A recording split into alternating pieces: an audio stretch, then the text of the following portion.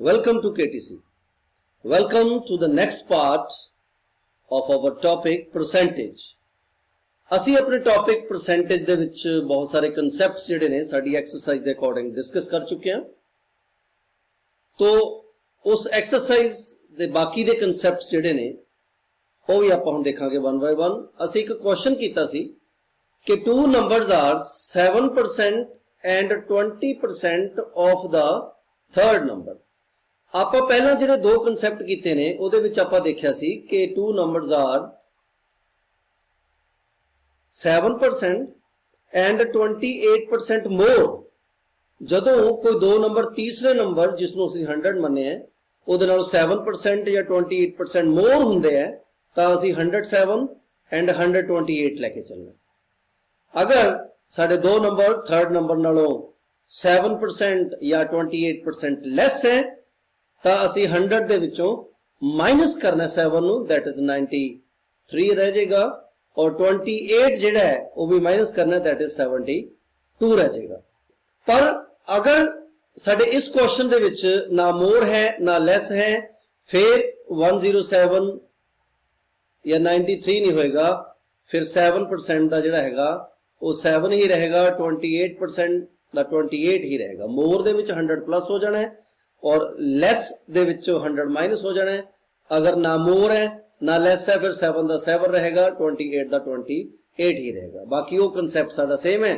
ਅਗਰ ਅਸੀਂ ਪਰਸੈਂਟੇਜ ਪਤਾ ਕਰਨੀ ਹੈ ਦੋਨਾਂ ਨੰਬਰਾਂ ਦੇ ਵਿੱਚ ਤਾਂ ਇਜ਼ ਜਿਸ ਦੇ ਨਾਲ ਲੱਗਿਆ ਹੋਇਆ ਹੈ, ਫਸਟ ਨਾਲ ਇਜ਼ ਲੱਗਿਆ ਹੈ ਉਹ ਉੱਪਰ ਆਏਗਾ, ਆਫ ਲੱਗਿਆ ਹੈ ਸੈਕੰਡ ਨੰਬਰ ਦੇ ਨਾਲ ਤਾਂ ਸੈਕੰਡ ਨੰਬਰ ਜਿਹੜਾ ਸਾਡਾ ਉਹ ਨੀਚੇ ਆਏਗਾ, ਮਲਟੀਪਲਾਈਡ ਬਾਈ 100 ਕਰਾਂਗੇ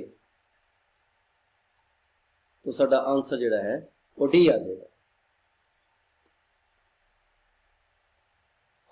ਹੁਣ ਨੈਕਸਟ ਕਨਸੈਪਟ ਜਿਹੜਾ ਹੈ ਮੇਰਾ ਜੋ ਆਪਾਂ ਅੱਗੇ ਜਾ ਕੇ ਕੰਪਾਊਂਡ ਇੰਟਰਸਟ ਦੇ ਵਿੱਚ ਵੀ ਡਿਸਕਸ ਕਰਾਂਗੇ। ਇਹ ਗੱਲ ਪੋਪੂਲੇਸ਼ਨ ਦੀ ਹੋ ਰਹੀ ਹੈ। ਕੰਪਾਊਂਡ ਇੰਟਰਸਟ ਜਦ ਇੰਟਰਸਟ ਦੇ ਉੱਪਰ ਇੰਟਰਸਟ ਲੱਗੀ ਜਾਂਦਾ ਹੈ ਜਾਂ ਜਿੰਨੀ ਪੇਮੈਂਟ ਅਸੀਂ ਵਾਪਸ ਕਰਤੀ ਉਹਦੇ ਉੱਤੇ ਇੰਟਰਸਟ ਨਹੀਂ ਲੱਗੇਗਾ। ਆਮ ਤੌਰ ਤੇ ਬੈਂਕ ਜਿਹੜੀਆਂ ਨੇ ਉਹ ਕੰਪਾਊਂਡ ਇੰਟਰਸਟ ਲਗਾਉਂਦੀਆਂ ਨੇ ਔਰ ਪ੍ਰਾਈਵੇਟ ਫਾਈਨਾਂਸਰ ਜਿਹੜੇ ਨੇ ਉਹ ਸਿੰਪਲ ਇੰਟਰਸਟ ਲਗਾਉਂਦੀਆਂ ਨੇ। ਹੁਣ ਗੱਲ ਕਰਾਂਗੇ ਫਿਲਹਾਲ ਕੰਪਾਊਂਡ ਇੰਟਰਸਟ ਦੀ ਜਾਂ ਪੋਪੂਲੇਸ਼ਨ ਦੀ। ਜਾਂ ਅਸੀਂ ਕੋਈ ਚੀਜ਼ ਪਰਚੇਸ ਕਰ ਲਈ, ਕੋਈ ਕਾਰ ਪਰਚੇਸ ਕਰ ਲਈ, ਕੋਈ ਮਸ਼ੀਨ ਪਰਚੇਸ ਕਰ ਲਈ, ਉਸ ਦੇ ਉੱਤੇ ਡੈਪਰੀਸੀਏਸ਼ਨ ਲੱਗਦੀ ਹੈ, ਮਤਲਬ ਉਸ ਦੀ ਵੈਲਿਊ ਜਿਹੜੀ ਹੈ ਡੇ ਬਾਈ ਡੇ ਲੈਸ ਹੁੰਦੀ ਜਾਂਦੀ ਹੈ, ਡਿਕਰੀਜ਼ ਹੁੰਦੀ ਜਾਂਦੀ ਹੈ, ਘਟਦੀ ਜਾਂਦੀ ਹੈ। तो इन तिना केसेस दे विच जो फार्मूला असी पहला ऑलरेडी लिख चुके हैं कि 100 दे विच साडी परसेंटेज वधदी है या घटदी है, तो जो वध के परसेंटेज बनेगी या घट के परसेंटेज बनेगी वो पी यानी कि पहला वाली वैल्यू दी कंप्लीट होएगी। हुण सेम चीज मैं इत्थे डिस्कस करूंगा, बस मैं इस ए नूं इधरों चक के इधर लिया के लिख लूंगा। मेरा फार्मूला बन गया A is equal to P 1 plus x over 100 the power t। I repeat, a is equal to p 1 plus x over 100 the power t। t साढ़े कोल टाइम है, x मेरे कोल किन्ने परसेंट कोई वैल्यू बढ़ रही है या घट रही है, तो इस जगह ते जिथे प्लस का साइन है अगर कोई डेप्रीसिएशन है तो साइन जिहड़ा हैगा माइनस का आ जाऊगा, अदरवाइज साइन अगर बढ़ रही है परसेंटेज तो प्लस का आ जाएगा। लगभग सेम ही फार्मूला है, बस इस दे विचों इस ए नूं चक के इधरों इधर लिख लिया गया। हुण मैं कह रहा कि दी पॉपुलेशन ऑफ टाउन इज 32,000। हुण ये पी है या ए है ये डिपेंड करेगा साडे कोलों की पुछदा है। What it will be in 2 year, 2 साल बाद कितनी होएगी, बाद कितनी होएगी मीनस ए मैनू पुछे है, ਇਹਦਾ मतलब ਜਿਹੜਾ 32,000 है वो मेरा पी होएगा। 2 साल बाद की वैल्यू पूछी है, ए सानू पूछे है तो 32,000 ਜਿਹੜਾ ਹੈਗਾ मेरा पी होएगा।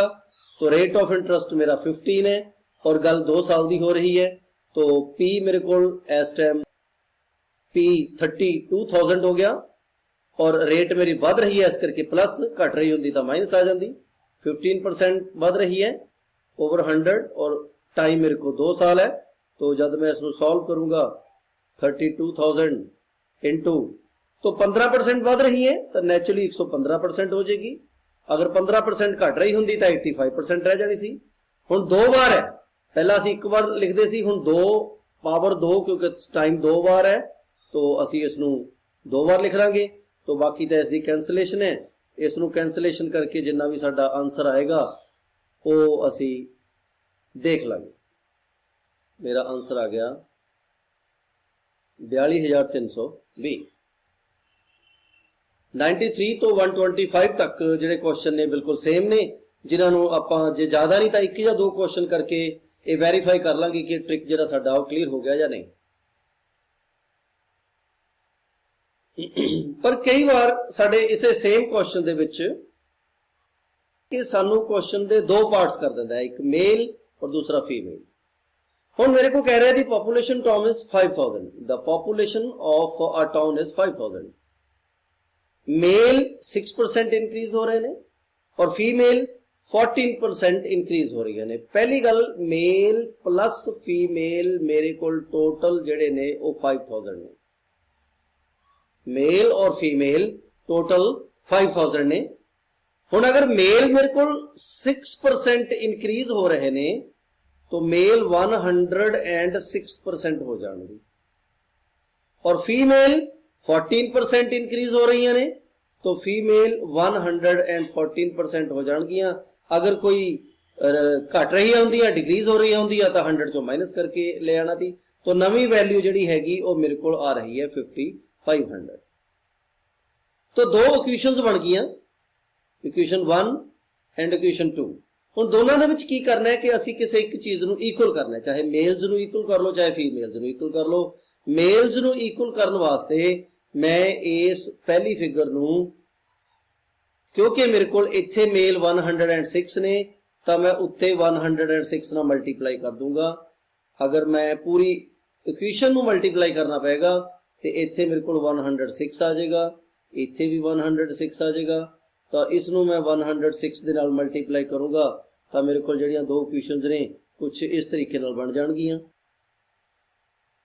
तो जब मैं इन्हां सारियां नूं 106 ना मल्टीप्लाई करूंगा तो मेरे को इक्वेशन ये आ गई और दूसरी इक्वेशन मेरे को ऑलरेडी है नीचे, जिहदे विच 106 male plus 114 female is equal to,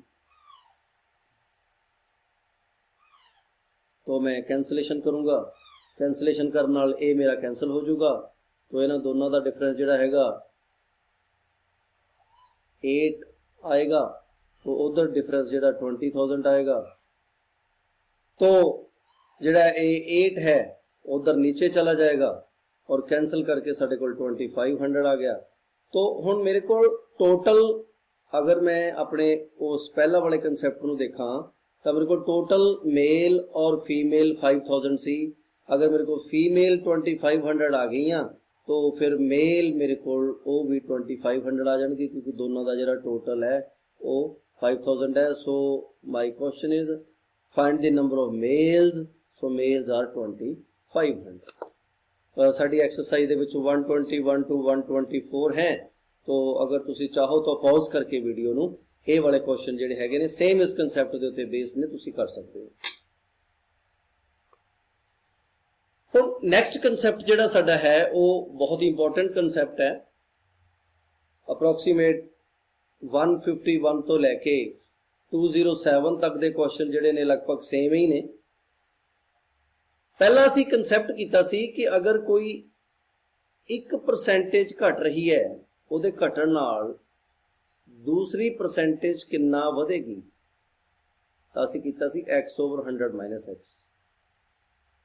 इसी तरह अगर कोई 1% वध रही है उसदे वधण नाल दूसरी परसेंटेज कितनी घटेगी, तो साडा आंसर सी x/100 + x। For example price घट रही है तो कंजम्पशन कितनी वधूगी, या प्राइस वध रही है कंजम्पशन कितनी घटू। असीं देखिया सी कि असीं अपने क्वेश्चन दे विच गिवन पार्ट दे उत्ते कंसनट्रेट करना है। अगर गिवन पार्ट घट रहा है तो साइन साडा माइनस दा, अगर गिवन पार्ट वध रहा है तो साइन इत्थे साडा प्लस दा आएगा। पर हुण साडे कोल इस क्वेश्चन दे विच 2 परसेंटेजेस ने, एक x है तो दूसरी नूं असीं y मान लैंदे आ, ਦੋਨਾਂ ਪਰਸੈਂਟੇजेस ਦੇ ਵਧਣ ਜਾਂ ਘਟਣ ਨਾਲ, ਅਗਰ ਵੱਧ ਰਹੀ ਹੈ ਪਲੱਸ ਦੀ, ਅਗਰ ਘਟ ਰਹੀ ਹੈ ਤਾਂ ਮਾਈਨਸ ਦੀ, ਦੋਨਾਂ ਪਰਸੈਂਟੇजेस ਦੇ ਆਪਸ ਵਿੱਚ ਵਧਣ ਜਾਂ ਘਟਣ ਨਾਲ ਥਰਡ ਪਰਸੈਂਟੇਜ ਦੇ ਉੱਤੇ ਕੀ ਅਸਰ ਪਏਗਾ। ਵਧਣ ਜਾਂ ਘਟਣ ਦਾ ਸਾਡੇ ਅਗਰ ਪਰਸੈਂਟੇजेस ਦੋ ਹੈ, ਹੁਣ ਇੱਕ ਪਰਸੈਂਟੇਜ ਜੋ ਇਨਕਰੀਜ਼ ਹੋ ਰਹੀ ਹੈ ਤਾਂ ਅਸੀਂ ਉਸ ਨੂੰ ਕਹਾਂਗੇ प्लस या माइनस। सो एक्स मेरा जड़ा हो गया वो इंक्रीज हो रही है तो प्लस 5% हो गया, और दूसरी रिड्यूस हो रही है तो वाई -5 हो गया। इन्हां दोनों का थर्ड परसेंटेज यानी कि साडे सैलरी दे उत्ते की असर पेगा। थर्ड परसेंटेज यानी कि प्राइस वधी या घटी, पेट्रोल ਦੀ ਕੰਜ਼ੰਪਸ਼ਨ ਵਧੀ ਜਾਂ ਘਟੀ, ਉਹਦੇ ਨਾਲ ਸਾਡੇ ਖਰਚੇ ਦੇ ਉੱਤੇ ਕੀ ਅਸਰ ਪਏਗਾ। ਇੱਕ ਰੈਕਟੈਂਗਲ ਦੀ ਇੱਕ ਸਾਈਡ ਵੱਧ ਰਹੀ ਹੈ, ਦੂਸਰੀ ਸਾਈਡ ਘਟ ਰਹੀ ਹੈ, ਉਹਨਾਂ ਦੋਨਾਂ ਦੇ ਆਪਸ ਵਿੱਚ ਹੀ ਵਧਣ ਜਾਂ ਘਟਣ ਨਾਲ ਏਰੀਆ ਦੇ ਉੱਤੇ ਕਿੰਨੇ ਪਰਸੈਂਟ ਅਸਰ ਪਏਗਾ। तो ਇਹਦਾ ਫਾਰਮੂਲਾ ਜਿਹੜਾ ਹੋਏਗਾ ਉਹ ਹੋਏਗਾ x + y + xy / 100। अगर मेरा साइन प्लस आएगा इंक्रीज होएगी, अगर मेरा साइन माइनस आएगा तो डिक्रीज होएगी। हुण अगर मैं अपने इस क्वेश्चन दे विच देखा तो मेरी एक वैल्यू प्लस दी है, एक वैल्यू जिहड़ी हैगी वो माइनस दी है। जब मैं 5 × 5 करांगा, 5 × 5 करन टाइम मेरे कोल एक प्लस दी वैल्यू है तो एक माइनस दी वैल्यू है, तो फिर मेरे को सेंटर दे विच माइनस आ जाएगा। 5 - 5 जब 5 × 5 करना है तो मेरे को इत्थे माइनस आ जाएगा, क्योंकि प्लस माइनस माइनस हुंदा है। एक वैल्यू प्लस है, दूसरी माइनस दी है। जब उन्होंने मल्टीप्लाई किया जाएगा तो फिर माइनस आएगा। अगर दोनों माइनस दियां होंदियां तो प्लस आना सी, दोनों प्लस दियां होंदियां तो भी प्लस आना सी। मल्टीप्लाई करन टाइम अगर दो वैल्यूज माइनस दियां ने या दो प्लस दियां ने तो प्लस ही आंदा हुंदा है, अगर उल्ट ने तो मल्टीप्लाई करन टाइम प्लस माइनस माइनस हो जाता है। तो इस करके 5 × 5 कैंसल हो गया, तो माइनस का साडा आंसर आ गया 25/100। तो हुण माइनस का 25/100 यानी कि माइनस विच 25 आ जान करके जी वैल्यू 2.25 है वो, क्योंकि माइनस माइनस असी नाल लाना नहीं, माइनस होने करके साडी जी वैल्यू है 0.25 वो डिक्रीज होएगी। सो सैलरी दे विच 0.25% जी है वो डिक्रीज होएगी। तो इसी तरह 151 तो लैके 207 तक के क्वेश्चन लगभग सेम ने।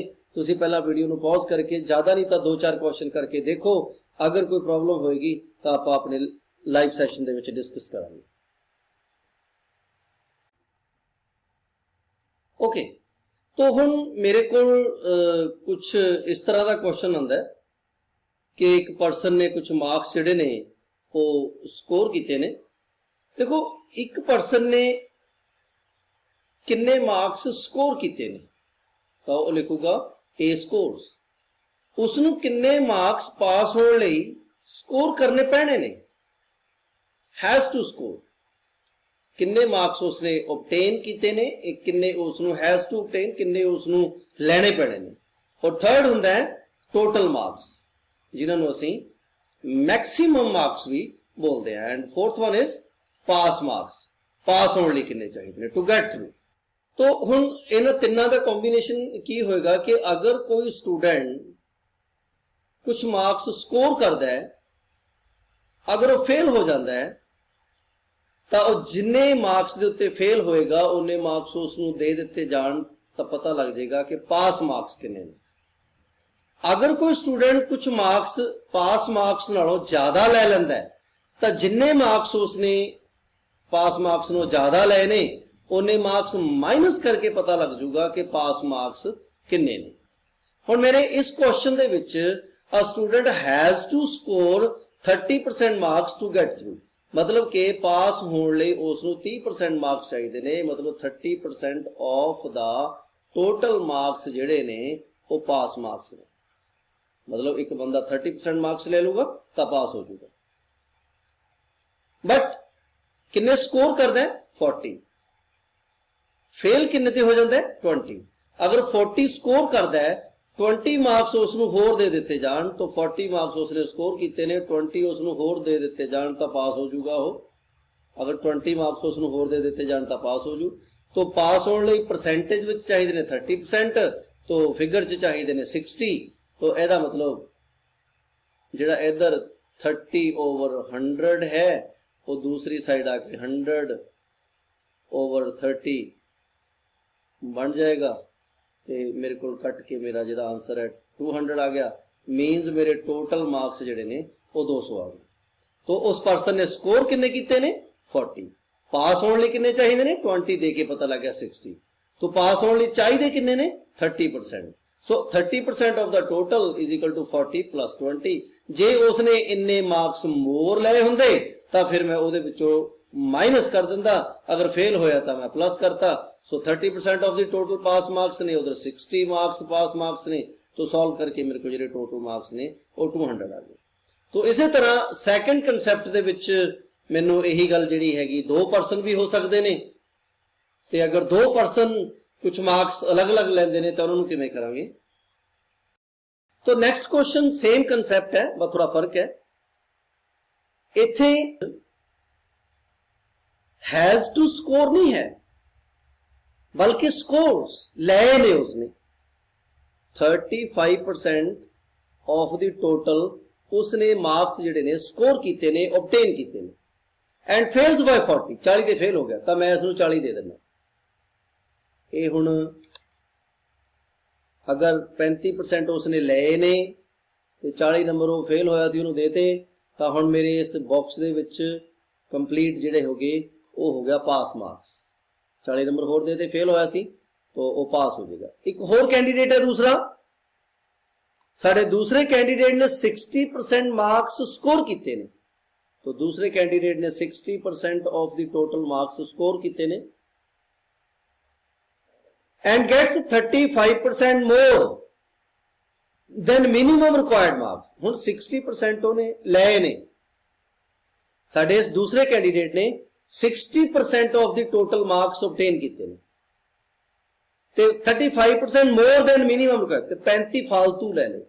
तो जे 35 फालतू ले ले, मैं ये 35 माइनस करके देख लूंगा कि पास मार्क्स कितने ने। हुण मेरे को दोनों कंसैप्ट मेरे को आगे फेल वाले दे विच ऐड करके पता लग जूगा कि पास होने कितने चाहिए ने, जिहदे ज्यादा ने उन्होंने माइनस करके पता लग जूगा। सो ए वाले मार्क्स भी जिहड़े हैगे ने पास मार्क्स हो गए। इहदा मतलब दोनों कंसैप्ट इक्वल हो गए।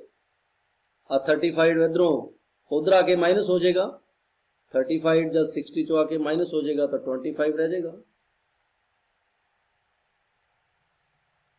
35 इधरों उधर जाके प्लस हो जाएगा, सेम चीज बन गई। तो टोटल मार्क्स जिहड़े ने साडे कोल 25/100 इधरों उधर जाके उल्टा होना है 100/25। तो साडे कोल टोटल जिहड़े ने मैक्सिमम मार्क्स जिन्होंने असीं कहांगे वो आ गए 300। हुण मेरे कोल इत्थे मेरा क्वेश्चन दा आंसर आ गया। तो मेरे कोल उसने टोटल मार्क्स पूछे ने 300 आ गए।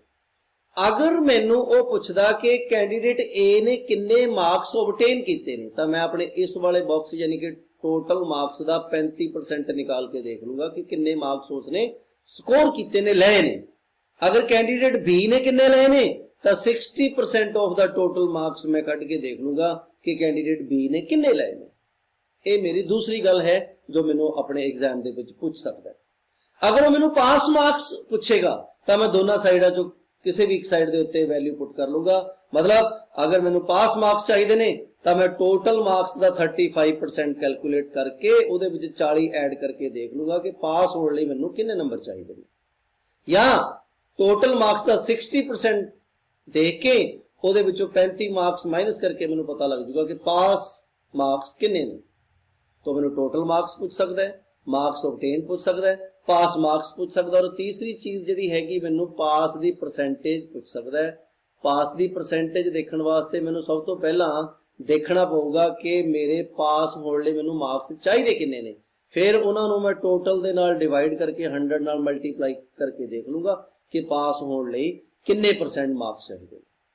तो ये तीनों चीज़ों 214 तो लैके 219 तक अप्रोक्सीमेट सेम ने। उस तो बाद जिहड़े क्वेश्चन साडे ने फिर उही सेम कंसैप्ट जिहड़ा हैगा जिहदे विच 2 परसेंटेजेस दे आपस विच ही बदन जां घटण नाल तीसरी परसेंटेज के उत्ते की असर पैंदा है, वो असी 219 तो बाद साडे क्वेश्चन फिर उन्हें दे नाल दी आ जांदे ने, जिन्हां नूं करके तुसी देख सकते हो। ते लास्ट कंसैप्ट जिहड़ा हैगा वो असी देखते हैं अपने नैक्सट क्वेश्चन दे विच।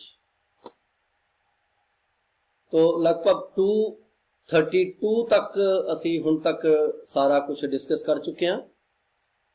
तो नैक्सट क्वेश्चन जिहड़ा मेरा कि कई बार कुछ इस तरह का वेन डायग्राम टाइप साडा क्वेश्चन दे दिंदा कि 10% स्टूडेंट फेल्ड इन मैथ्स, मतलब एक सबजैक्ट विचों किन्ने फेल होए प्लस दूसरे सबजैक्ट विचों किन्ने फेल होए माइनस दोनों का कॉमन किन्ने फेल होए। जिवें 10% फेल होए एक सबजैक्ट चों, 5% फेल होए, सॉरी 20% फेल होए दूसरे सबजैक्ट चों, और 5% फेल होए बोथ दोनों का कॉमन। तो इस तरीके नाल मैनूं पता लग जाऊगा कि 30 - 5 25% स्टूडेंट जिहड़े हैगे ने कुल फेल हो रहे हैं। अगर 25% कुल फेल होए ने तो टोटल पास किन्ने होणगे, फिर नैचुरली टोटल 100 हुंदा है। 100 दे विचों 25 अगर फेल हो रहे ने तो फिर पास जिहड़े ने वो 75% होणगे। तो इत्थे एक चीज़ इंपॉर्टेंट है कि या तो फेल फेल फेल ही होवे या फिर तिन्ने जगह ते पास ही होवे। मतलब एक कंसैप्ट पास, दूजे चो पास, तीजे चो पास, या एक चो फेल दूजे चो फेल माइनस दोनों का कॉमन फेल, एक चो पास दूजे चो पास तो दोनों का कॉमन पास, तो पास आ जाएंगे, फेल फेल फेल ना फेल आ जाएंगे। कई बार की करता है कि दोनों का कॉमन तो दे दिंदा है फेल, ते इधर जिहड़े इंडिविजुअल सबजैक्ट ने उन्होंने दे दिंदा है पास। अगर सानू ओह कॉमन फेल दे रहे हैं तो दोनों का इंडिविजुअल जिहड़ा हैगा पास दे रहा है, फिर असी की करांगे। कई बार की हुंदा है कि जिहड़ा दोनों का कॉमन है उहदे विच ओह दे दिंदा फेल, ते बाकी सबजैक्ट ए या सबजैक्ट बी नूं ओह दे दिंदा पास।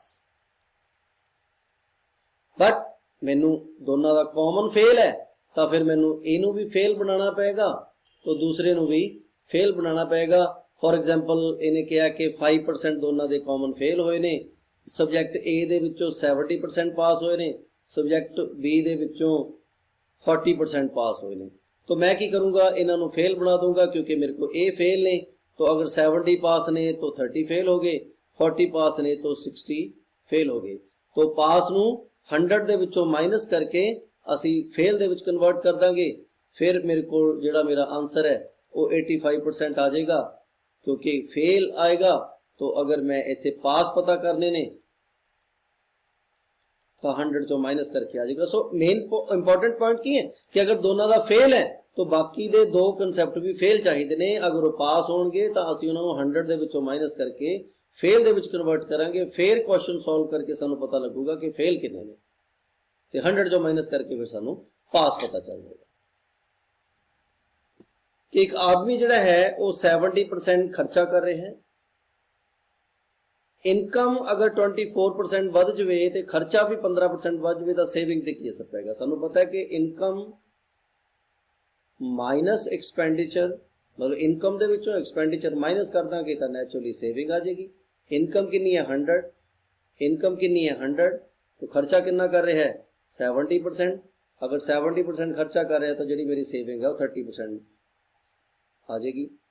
हुण इनकम नू 24% इंक्रीज करना है, तो इनकम जी मेरी है 24% इंक्रीज होएगी, तो 24% इंक्रीज होएगी 124 हो जाएगी। और मेरा खर्चा जिहड़ा है वो भी 15% इंक्रीज करना है, 115% हो जाएगा। तो सेविंग दी परसेंटेज जिहड़ी है मैनू पता लग जाएगी कितनी है। हुण इत्थे एक बड़ी इंपॉर्टेंट गल है कि जेकर कोई चीज़ इंक्रीज हो रही है तो मैं 115 लाता, जो डिक्रीज हो रही होंगी तो मैं फिर 85 ला देना सी। इसी तरह 24 इंक्रीज हो रही है तो 124 लाता, डिक्रीज हो जाती तो मैं 100 चों माइनस करके ला दिंदा। तो हुण मैं इसनूं सॉल्व करके देख लूँगा कि मेरे को मेरा जो आंसर है वो कितना आएगा। तो मेरे को कटिंग करके 145 आ जाएगा। हुण मेरे को एक्स की वैल्यू 145 आ गई। अगर मेरे को एक्स की वैल्यू 145 आ गई तो 100 दे नालों कितना वध गई 45 वध गई, देन आंसर इज 45। अगर इत्थे मेरे को x की वैल्यू फॉर एग्जांपल 95 आ जाती तो 100 नालों कितना घट गई 5% घट गई, तो 5% आंसर आ जाना सी। तो जो भी मेरे को वैल्यू आऊगी वो 100 नालों कितना वध गई जां कितना घट गई, वो उस तरीके नाल साडा जिहड़ा आंसर आ जाता है। अगर कोई क्वेश्चन कोई कंसैप्ट तुहानूं नहीं समझ आंदा तो तुसीं उस वीडियो नूं रिवाइंड करके 2 बार देखो। अगर तुहानूं कोई कंसैप्ट समझ आ गया तो तुसीं उस नूं पॉज करके उहदे नाल दे जिहड़े क्वेश्चन ने करके देख सकते हो। परसेंटेज का टॉपिक फिनिश होया। Thank you very much.